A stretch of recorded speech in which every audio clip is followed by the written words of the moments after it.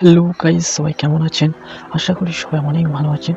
আজকে আমি সাবের তোমাদের সাথে শেয়ার করব বাতব্যাধি বা রেগুমেটিজম কি, এর চিকিৎসা কি। তো চলো ভিডিওটি শুরু করা যাক।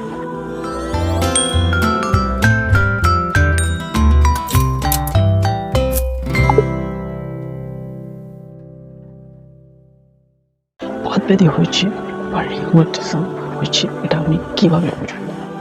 বাতব্যাধি সাধারণত গাঁটে গাঁটে বা সন্ধিযুক্ত জয়েন্টে অ্যাটাক করে বা আক্রমণ করে। এটি মূলত বয়সজনিত একটি রোগের মধ্যে পড়ে, তবে বর্তমান সময়ে এটি ইয়ং জেনারেশনের মধ্যেও দেখা যায়। এর সিমটম বা কমপ্লিকেশনগুলো কি কি আসুন জেনে নিই। সিমটমের মধ্যে বা কমপ্লিকেশনের মধ্যে যেগুলি প্রথমে হালকা হালকা ব্যথা অনুভব হবে, এরপরে ধীরে ধীরে জয়েন্ট তোমার স্টিফনেস তার শক্ত হয়ে যাবে, ভাঁজ হবে না। এরপরে শেষ পর্যায়ের দিকে জয়েন্ট ফুলবে এবং ফোচিং হয়ে যাবে, মানে তোমার অকর্ম হয়ে যাবে, অসাড় হয়ে যাবে সেখানে যেখানে তোমার ব্যথা হবে আর কি, জয়েন্টে। এর চিকিৎসা কি বা এর ট্রিটমেন্ট কি চলুন জেনে। মেগানিউরন 9075, কার্বেন 400, এরকম মানে অনেক রয়েছে মার্কেটে।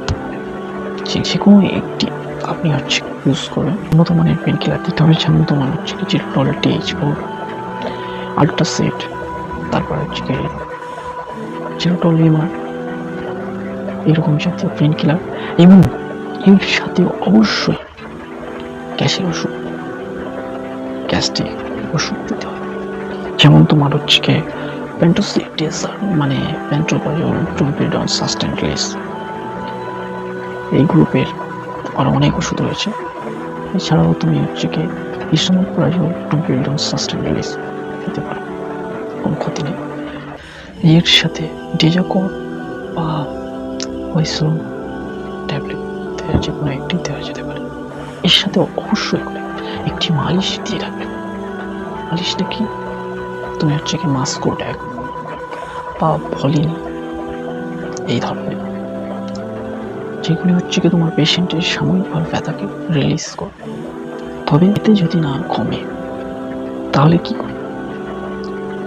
অনেক সময় কি হয়, মানে পেশেন্টের ওই যে জায়গাটা স্টিমনেস হয়ে যায়, মানে শক্ত হয়ে যায়। যেমন এই যে আমার হাতের এই পাঁচটা, এটা এখানে ভালো হলো, এটা এই যে পাঁচটা, এটা তোমার স্টিমনেস মানে শক্ত হয়ে যাবে, তখন এটা ভাঁজ হবে, এখানে ব্যথা হবে। তখন কি করতে হবে? ওখানে ইঞ্জেকশন করতে হবে। কি ইঞ্জেকশন করবে? কিনাকট। তবে সেটা তুমি একজন বিশেষজ্ঞ অর্থোপেডিক্স ডক্টরের কাছ থেকে শিখে তারপরে করবে, নতুবা নিজে থেকে এটি করতে যাবেন না। তো আজকের ভিডিওটা এই পর্যন্ত। ভালো লাগলে অবশ্যই একটি লাইক এবং বন্ধুদেরকে প্রচুর পরিমাণে শেয়ার করবেন। আর ভিডিওটি কেমন হয়েছে অবশ্যই কমেন্ট বক্সে লিখে জানাতে বলবেন।